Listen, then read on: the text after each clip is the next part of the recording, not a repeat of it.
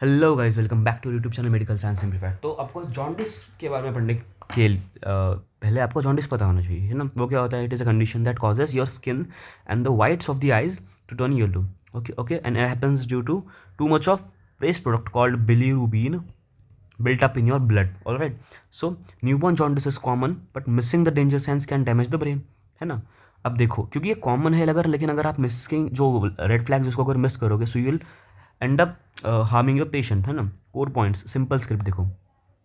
न्यूनोडल jaundice क्या होता है? Yellow skin due to bilirubin that is more than 5 mg/dl। ठीक है, न्यूनोडल जॉन्डिस क्या है? येलो स्किन है ड्यू टू बिलीरुबिन अगर 5 mg/dl से ज़्यादा है। राइट। अब ये दो टाइप के होते हैं, फिजियोलॉजिकल एंड पैथोलॉजिकल।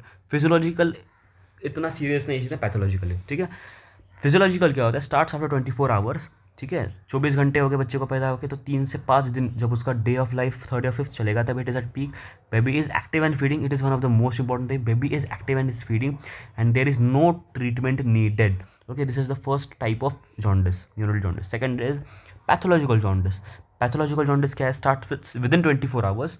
ओके, 24 घंटे का भी पहले शुरू हो गया है। उसके बाद बिलीरुबिन जो है वेरी फास्ट और बहुत ज़्यादा उसकी जो लेवल्स है वो बॉडी में इंक्रीज़ होंगे।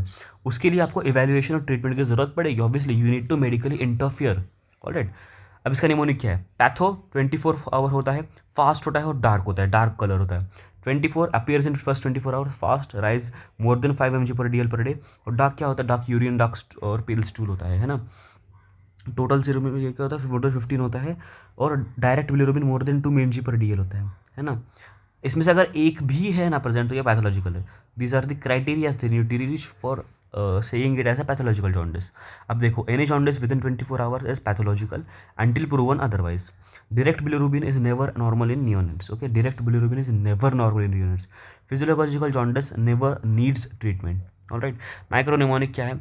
24 नॉट ओके। अगर 24 के भी अंदर है तो not okay. If jaundice is less than 24 hours, it is not okay, it is pathological, you need to medically interfere.